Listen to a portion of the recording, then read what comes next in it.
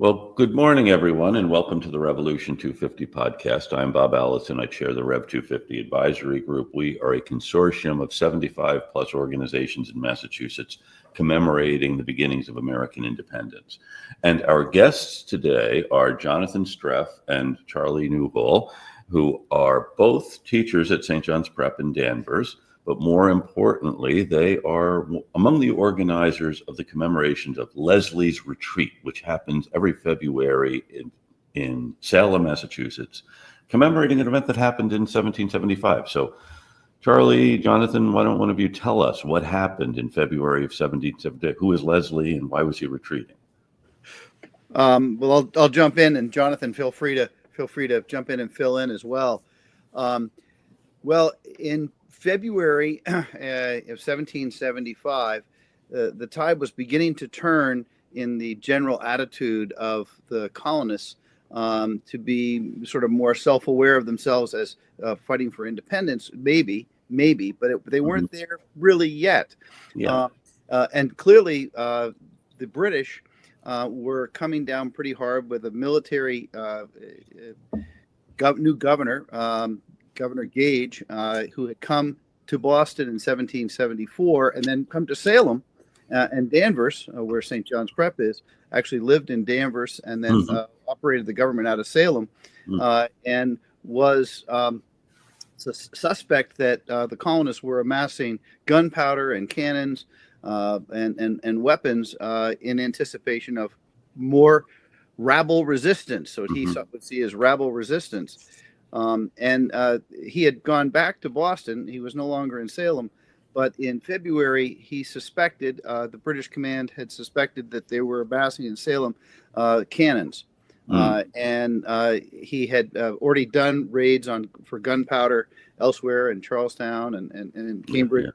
So now he turned to Salem, and he turned to the regiment, the 64th of Foot, which had about 300 or so members, under Lieutenant Colonel Alexander Leslie, and asked him to sail take the Lively ship up to Marblehead on a Sunday morning with about 250, we're guessing, troops, land there near the fort on the beach, and then march from there to Salem on a Sunday morning, and collect the cannons.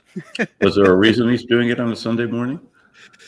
Well, I think the reason he was doing it on a Sunday morning, in part, was he thought he would meet with calm, and the idea that there would not be rabble out and about. They might be in church. Well, it turns out they were, in church, but also then out and about.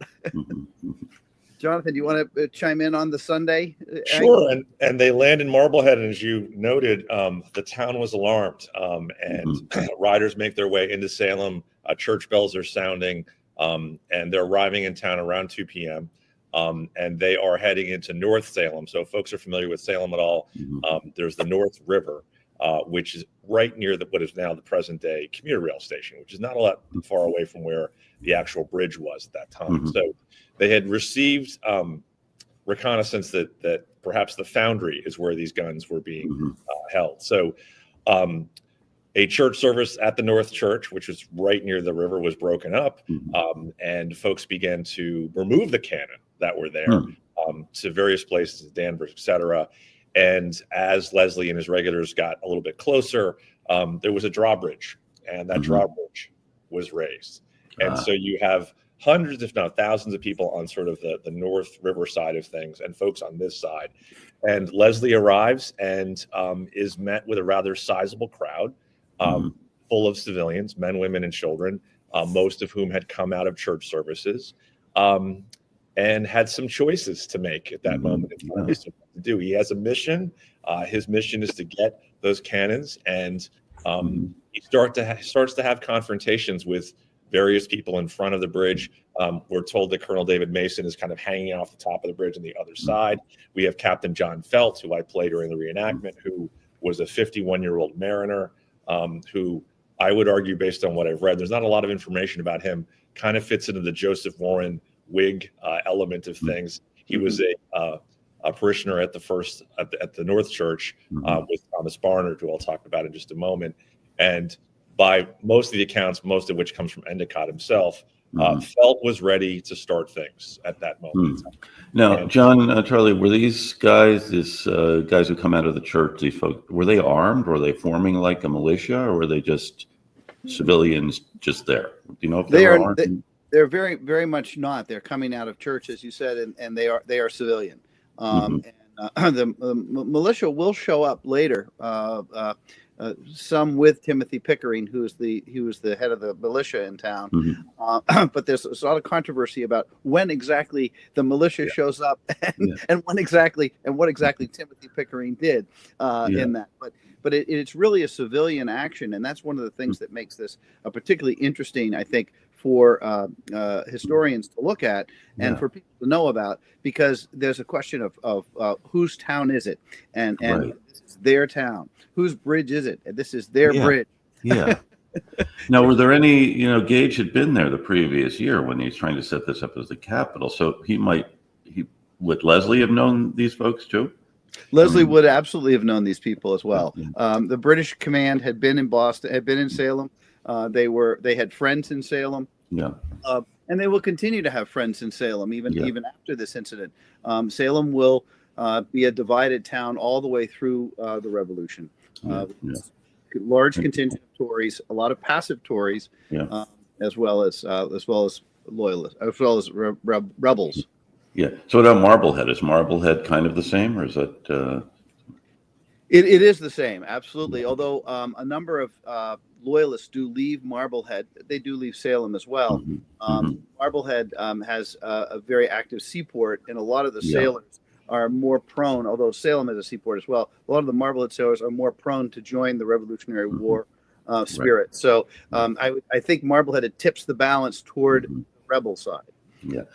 So it's probably a surprise for Leslie, thinking he's going to come to this place where everyone's going to be in church.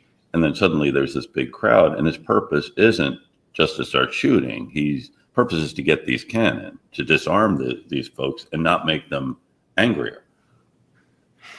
Yeah, and I think he's in quite a predicament. And I think what's quite interesting is he's trying to get across the bridge. There's moments where there are small boats kind of in the North River, and there's thoughts about putting the troops in those bridges and moving across. Felt and other mariners begin to kind of scuttle those vessels.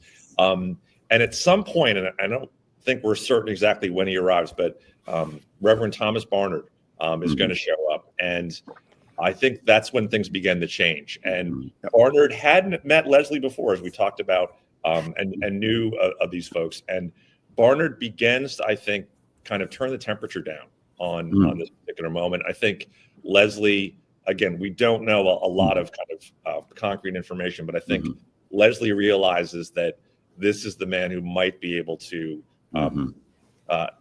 ease some of the tension and allow him to either cross the bridge or at the very least save face and leave without any civilian casualties. Now, do we know if Barnard had taken any particular side politically, Whig, Patriot, any loyalist? So Barnard is a relatively young guy. He has become the minister of the North Church through a controversy and a bit of a split in the church. He has followed in the footsteps of his father as the minister there, and he's only been minister for 2 years. Wow! So he's a young guy, and he. How long was his father? How long was his father the minister? At least 35 years. Okay. Yeah. Had been there a long time. Yeah. And there are a lot of Barnards, by the way. If you start looking at ministers on the North Shore, there's a Barnard in Marblehead. There are two in Salem. There's one in North Andover, and they're all Thomas. Yeah. Wow. All Harvard educated. But so he doesn't mark himself yet really as a patriot or a Tory. In the end, interestingly, although so many people will call him kind of the hero of this moment, we can debate that a little. You've played him in the reenactment, I know too. I have played both Leslie and Barnard. Okay. But in the end, he will, during the Revolution itself, he will be what you might call a passive Tory. Okay. So, I think he's really, there actually was a person who was in the crowd earlier on named Northey, who was a Quaker. And Northey seems to be Interesting. the sort of the first voice of sort of calming the crowd and saying, we need to bring Interesting. some semblance of order to this rabble here. Yeah. But it's Barnard that comes in and Okay. able to have some authority. So what does he do? Do we know? Well, Yeah, Barnard is able to, I think, get all of the major figures on the bridge to have a conversation with each other. As we've sort of gotten at, there's been a lot of, for about an hour and a half, there's kind of banter going back and forth, and things are just a hair's breadth away from getting under control. And ultimately, you have this compromise where Leslie is going to be able to march across the bridge, in essence, sort of peek at the foundry, do an about face, and leave. And the notion is that his troops will not be accosted in any way, shape, or form. And I think, to Leslie's credit, he recognizes this is the best situation he's going to get. This, I also think, too, and Charlie and I were talking about this, and I was talking about this with another colleague of mine, that I think the memories of the Boston Massacre were very fresh. Right. And I think this is happening in the middle of the Sabbath day, and there are lots of civilians around. And I think, to Leslie's credit, he's recognizing this is not going to go well. Even though the majority of the crowd is not armed, he has a mission, and his mission is not to fire on these people, but to simply carry on and take those cannons. So I think, when given the opportunity to at least see out the extent of his mission, go across the bridge, look at the foundry, and turn around, he decides that's probably the best move for him to make at that moment. The line, "I desire you would not fire on those innocent people," is attributed to Barnard at this moment, which is a good one. "I desire you would not fire on these innocent people." That's a great line. It's like, great. We're talking with Charlie Newhall and Jonathan Streff, who both are history teachers at St. John's Prep in Danvers, also organizers of Salem's commemoration of Leslie's retreat, organized by Salem 400, which will be happening in February of this year, because it happened in February of 1775. So, "I would desire you would not fire on those innocent people" is a great line. Is that emblazoned anywhere, the way we have "don't fire until you see the whites of their eyes," or "if they mean to have a war, let it begin here," those other kind of grand lines that come up in the story? I think we need that as a banner. We're organizing, among other things, for this particular commemoration this year, a ballroom dance, or a revolutionary dance, and I may suggest it. We may suggest it as a banner there. Yeah, great. Yeah, where's that going to happen? It's going to happen in Hamilton Hall in Salem, which is a political hall that was built and commemorated in honor of Alexander Hamilton in 1804, which has a rich history and remains a sort of community center for arts and cultural and some political events. Amazing. I mean, Salem has this great history from this period, when it was briefly the provincial capital, and then has all of these other, because it's an important maritime town. Boston's blockaded, so anything coming in has to come through Salem or Marblehead or a point to the north. So it's a great place for these kinds of stories, and to tell these stories. Well, Salem's Revolutionary War history and maritime history, which has a much deeper past, but then has a very bright future after the Revolution. Yes. It makes Salem kind of a mixed story. I mean, they have this opportunity when the Gage moves to Salem, for some fame and glory, and to maybe take some business from Boston. Oh yeah. So there are people there that are happy about Gage being there. Not everybody's happy. Well, there must have been some thinking on the part of Gage and the ministry that Salem will actually support us now. We're moving all the trade to Salem. Maybe. I think that's right, Jonathan. Yeah, I mean, I think that was right. And I think at the same time, though, by the time he arrives in June of 1774, the tide is shifting, as Charlie was talking about earlier on, that there is so much resentment, and a lot of the trust that had existed before had pretty much abated. And I think this also meant that Leslie thought he was going to have an easy go of it when he came here in February of 75. Yeah, things weren't as easy as he thought they would be. No. That's Maybe right. maybe he did know how difficult things were going to be. Now, do you think Leslie's getting a sense on that February day that this isn't going to work out? I mean, the general thing isn't going to work out the way people in England think it will. We'll just show I think force. I think Leslie is a bit blindsided. Yeah. You know, he lands and he's marching from Marblehead to Salem, and he runs into John Pedrick, who he knows. Wow. Well, now, wasn't Pedrick a militia officer? Or He that's how was. he knew Leslie? Yeah. That's right. So technically, the militia is under the British military. So that's how he and Leslie know each other. Yeah, there is definitely splits that are getting more and more defined here. Yeah, it's really such a. I mean, it is such a great story. And then let me ask how you started recreating this and when. So, Charlie, I think you have been involved in this since it revived. So Salem has commemorated Leslie's retreat for many years, going way back, and there are great photographs of arches and banners. And there was even a restaurant, and there was a plaque put up a number of years ago. But about 5 or 6 years ago, a woman named Stacia Kraft, give her credit, in Salem, said, "Geez, we're getting up to the 250th. We ought to get together and do a reenactment." And we pulled together a few people to do a reenactment. We actually started with a group starting at Hamilton Hall, and we marched over to the church, and we had somebody. I was Colonel Leslie at the moment that year with my sword. And we had a bunch of kids come, all dressed in red, a few kids, and we reenacted it in the parking lot nearby where the bridge was, with the current minister of the church, which is the descendant of the North Church, playing Barnard, and Jonathan playing Felt. Were you there the first year, Jonathan? I was there the first year. Yeah. Oh, wow. Quite a crowd, and it was quite cold, and it was less of a reenactment and more kind of revolutionary improv theater in the street. Okay.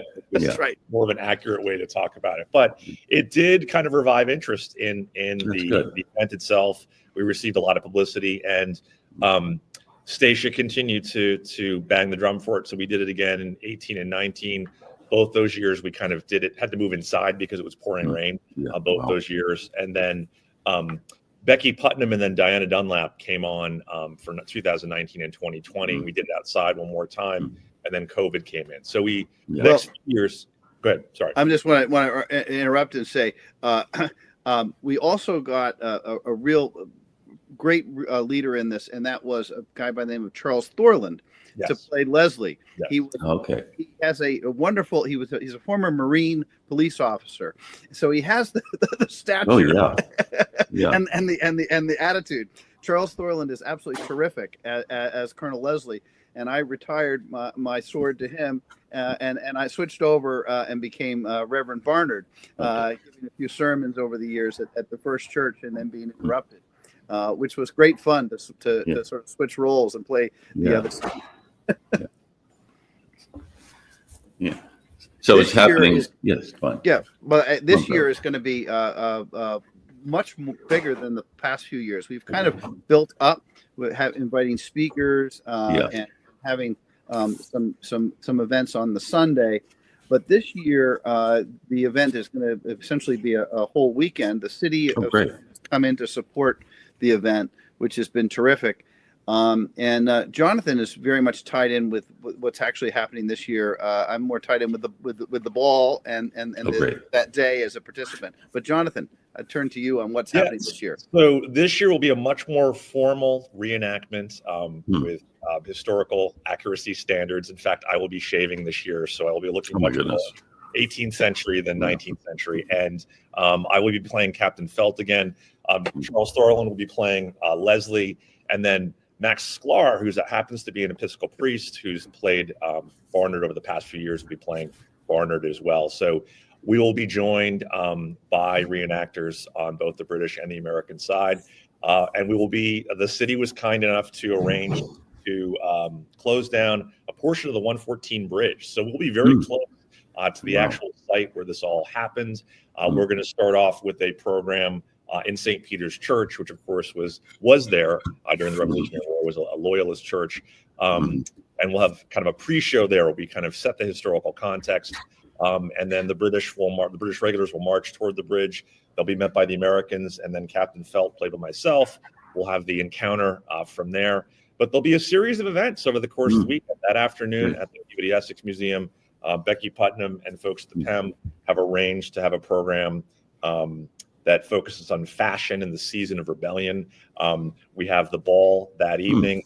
On Sunday, there'll be a joint service between Tabernacle and the First Church in Salem. And then there'll be a concert following that with Norumbega Harmony, who does shape note singing that was very prominent in the 18th century. And then History Alive, which is a theater group that I'm involved in, which tends to focus mostly on the witch trial period. They've commissioned a play that focuses on mostly the Provincial Congress, but also talks about Salem's role in the Revolution. So that'll be happening in the afternoon. So a lot of conversations about revolution and freedom and politics and violence and peace. And fashion, yeah. So it's like, and fashion too, right? So, so we're talking with Jonathan Streff and Charlie Newhall, both teachers at St. John's Prep in Danvers, also organizers and participants in Salem's commemoration of Leslie's Retreat, which happened in February of 1775, happening this year in February of 2025. So what happens to some of these folks afterward? You mentioned, so what happens to Barnard after all of this? Well, Barnard stays at the First Church, or rather at the North Church, which later becomes the First Church, merges with the church, the First Church, his father's church. And as I think I mentioned, he is a passive Tory during the Revolution. But after the Revolution, he is a enthusiastic patriot of the new country. And he writes sermons in honor of Washington when Washington dies. He becomes one of the town leaders in many ways in the 1780s and 1790s. So he has a very strong career. Interesting. Alexander Leslie, he's a Scotsman. He's about 44 years old when this event happens. He will go on with the British command through the American Revolution. He will be actively involved in the Battle of New York, Kip's Bay, White Plains.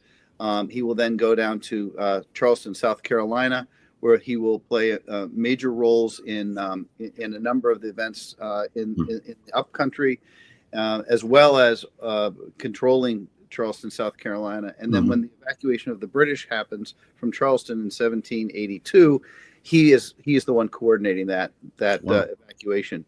He's there for almost the entire war. Almost the entire war. Then he goes to Nova Scotia and then back to Scotland, where he dies. Wow. And Charlie, if I'm not mistaken, he dies during, in essence, a riot. If I'm not mistaken, I think that's right, in Edinburgh. Really? Yeah. Oh, really? Amazing. How old? About when was that have been? I think it's I'm not exactly sure. Okay. I think it's not terribly long after the war. Yeah. So he would have been mid-early 50s at the time the war ends. Then that's right. Yeah. And what about Captain Felt? So Felt, interestingly enough, and again, he's about 50 when this is happening, so he's about my age, so that works out. He ends up commanding a artillery battalion in Washington's army during the war, and I guess, based on what I've read, he suffers a number of health issues and dies just, I think, around 1783 or so, just as the war is ending. So he was never kind of able to see the fruits of his labor come to fruition, but is buried on the North Shore. Oh, my goodness. So Leslie then and his troops march back to Marblehead, get onto their ship, and then what's the reaction for General Gage when he gets back to Boston and says, I looked but didn't see anything? Jonathan, go ahead. I think either of us could chime in on this one. So, I think Gage's reaction, and I think, and again, based on, I was just rereading J.L. Bell's book, and he does a good job of sort of getting into some of this. Based on what I've seen, I think Leslie tries to sort of downplay what happened, and Gage sort of tries to play it off a little bit. Well, what is interesting, though, is I think in the book, and I'll read the quote here, is that Major Pitcairn of the Royal Marines kind of makes light of the raid in a letter to the First Lord of the Admiralty. So he says, the colonel landed in March with great expedition to Salem. The people beat their drums, rung their alarm bells, but the colonel saw none in arms but 5. Right, and those took care to get out of the way as fast as they could. The people behaved as I suppose they will ever do. Made a great noise when they is nobody to oppose them. But the moment they see us in arms and in earnest, they will talk very differently. The colonel found no guns. It is supposed a false information. He marched back to Marblehead and embarked for this place. The moment he left Salem, I am told the people got arms and paraded about and swore if he had stayed half an hour longer, they would have cut him to pieces. If he had continued there till now, none of them would have dared to have appeared in arms. So I think one thing about that quote that's interesting to me, of course, is he's part of that expedition just a few weeks later out to Lexington, and I think Hoffer talks about this in his book, that there were sort of 2 very different lessons that were learned as a result of this event, and I think Pitcairn was not going to walk by those men on the green at Lexington with what they were doing. So there you have it. Yeah. So do you think the rabble then did arm after he left and parade around and say, boy, it's too bad he's not here now?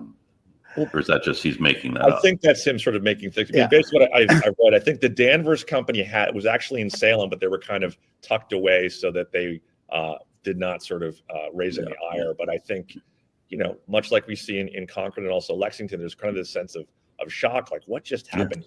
And how do we move forward, and how do we process this? And I think Charlie can speak. And well, I was just going to add as well. There's an Essex Gazette, the Salem newspaper, from March 7, which would be the next after the March. The event was again February 26. We're going to be commemorating it, by the way, the weekend before this year. Little just a note for anybody who's interested in coming. But the Essex Gazette article is quite thorough, actually, in many ways, but it mentions nothing about an aftermath of people parading about like this. So, and I think they would have mentioned that. And Charlie, you mentioned Timothy Pickering showing up at some point. So when does that happen, do you think? So Timothy Pickering seems to show up, again, there's different accounts, including one by his daughter, and that he seems to show up sometime during the negotiation. And whether he played a significant role in that negotiation, again, is debated. Timothy Pickering is an interesting character because he is sort of slow in coming in 1774 to being on board with the Patriot cause. He does sort of reluctantly become a part of that cause and does attend the Provincial Congress. But when the war comes, he will play a very significant role. He will join the Board of War. He will be very close in that inner circle with George Washington. And of course, he will go on to carry secretary posts in the new administration and serve in Congress and have a very active career. His house is a wonderful place to go visit. Shameless promotion. I'm on the board there. So you should, because it is one of the great historical treasures in Massachusetts. So you should tell us about the Pickering house. It is an absolutely wonderful gem, a house from the 1660s, some say even 1640s, depending on how you look at the beams. But it's a very old family-owned house from that time until the 1950s, when the family turned it into a nonprofit foundation. Wow. The house was owned by Timothy Pickering's brother, John Pickering, at the time of the Revolution, and then later is owned by his son, who's John Pickering, Timothy Pickering's son, John Pickering, who's a famous linguist and lexicographer, as well as the first city solicitor for Boston. Interesting. Now, we mentioned that in the crowd these are people who came out of the meeting house, so there must have been a lot of women involved. Are there any women who play roles in this whole episode in 1775? Yeah, so it's interesting. In Endicott's account, he highlights a woman named Sarah Tarrant, who is, as the troops are marching away, she's, according to his account, she's sort of taunting him. And by his account, she's a nurse. And according to Endicott, she says, Go home and tell your master he has sent you on a fool's errand and broken the peace of our Sabbath. What, do you think we were born in the woods to be frightened by owls, right? So again, I think sort of capturing this level, maybe relief, but also a level of resentment that these people have sort of come to this town.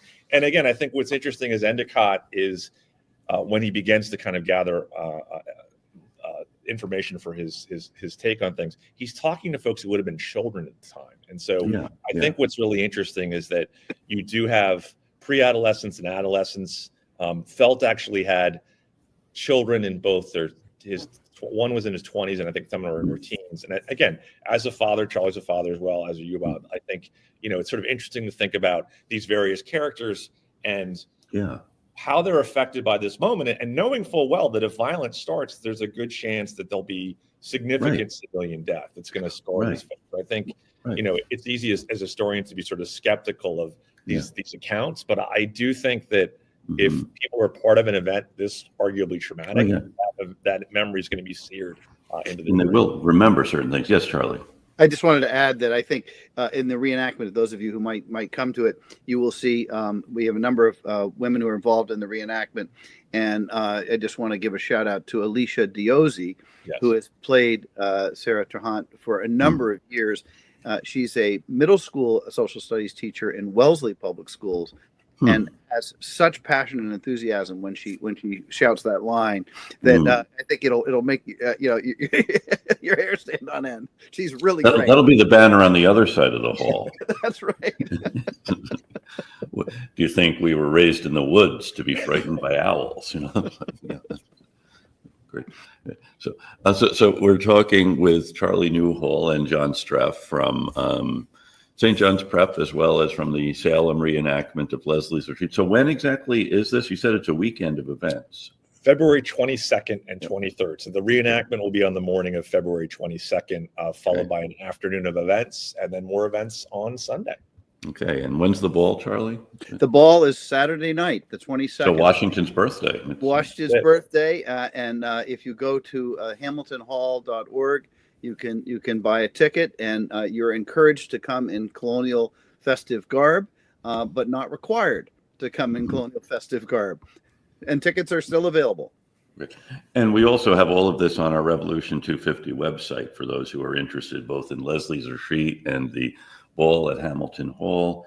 And I think we also have a video with Jonathan, Diana, and Charlie Thorland talking about the history of Leslie's Retreat. So Jonathan's reminding me of other information on this. You mentioned Peter Hoffer's book, which have been other books written about this episode? Hoffer's book is kind of the go-to book for people in the last, number of years. But I do think that J.L. Bell's book and his accounting of this is important to read as well. For many years, people relied upon an 1856 accounting of it by a descendant of the Endicotts, and which is wonderful to read. But I think Hoffer is the place to start if you want a one-volume book, or if you want to combine it with Lexington and Concord. J.L. Bell's book, I couldn't recommend more. So what happens to the cannon? We know that the cannon had been there, they're spirited away, then what happens to them? Well, if you read J.L. Bell, they go to Concord, and that the second part of the story sort of plays out there. And I think in rereading his book, I think what's been interesting to notice too is sort of the thread of, Hoffer sort of puts this event kind of almost as a one-off, where Bell sort of puts this on kind of the slippery slope to revolution, in the sense that the colonists are gathering heavy weaponry to oppose British forces, and Gage is sort of playing chess with them every step of the way. And the road to Concord is the next one they're going to get on to find out. And it is actually, he's looking for these particular cannon that have been spirited out of Boston. And so it's not that I have an idea there are cannons somewhere, but there aren't that many cannon around. So he knows these particular ones. So, and then he goes to Concord to find them. That's right. Does he? He does not. He does not. Yeah. They do not make it across the bridge very effectively. No. Bridges keep getting in the way of finding those cannon. Yeah. And both North bridges, by the way, too. That's right. That's right. That's right. Yeah, that's a great significance to that. So thank you both. We've been talking with Jonathan Streff and Charlie Newhall, both from St. John's Prep in Danvers, as well as among the folks responsible for bringing us Leslie's Retreat in Salem on February 22nd and 23rd this year, and in years to come. I mean, you guys have been doing this for a while, and hopefully this will spark more interest this year, and we'll see it continuing this. We were talking before, John, about kind of this lament that this could have been the shot heard around the world without really realizing all the significance of what happens when there is a shot heard around the world. Yeah, I mean, I think what's interesting is there's kind of a couple different ways, and we mentioned Diana Dunlap. She and I were having a conversation today, and Charlie was a part of this too at a different moment in time. Mm-hmm. But there's sort of two interpretations of this moment. Well, the revolution could have started here, and and I think that's one interpretation. I think the other interpretation is that the revolution did not start here because people realized that peace was more important than conflict at this moment in time. Yeah. So I think both of those interpretations can be put forward as important lessons of this particular event. I think in particular, when we're talking about commemorative events, I mean, I think that, if these events are complicated, these are involving real people, and they're not just sort of actors on a stage. These are actual folks that were concerned about their own lives and their potential deaths, and also about politics. So obviously, a lot of these things are still very resonant to what we're dealing with in 2025. And so I think exactly important. And you mentioned Captain Felt, says a son in his 20s, another son is a teen. What effect will this have on them? And thinking about this next generation. And of course, I'm also always reminded of what John Adams said about the revolution was accomplished before a drop of blood was spilled at Lexington Green. So this is part of a revolution, and Reverend Barnard comes out to calm things down. I mean, something is already happening, but it's something that's difficult to reenact. How do you reenact this change that's happening in the way people are thinking about the relationship to government and to one another? And showing that complicated set of emotions and feelings and opinions in 1775 that I think Mary Beth Norton very nicely categorizes the long year of 1774. This is still part of that long year of 1774. Right. When things are still they're shifting. Yes. But not there. And the rabble, are they rabble? Are they citizens taking action?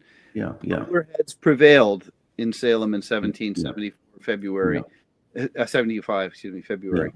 And then in April, the War for Independence begins. And so here you've had this revolution then happening. This has been fascinating discussion with you guys. It's always good to talk to you both, and always good to talk about Leslie's Retreat. So thank you for joining us. And it's been anything else we should add before we let you go?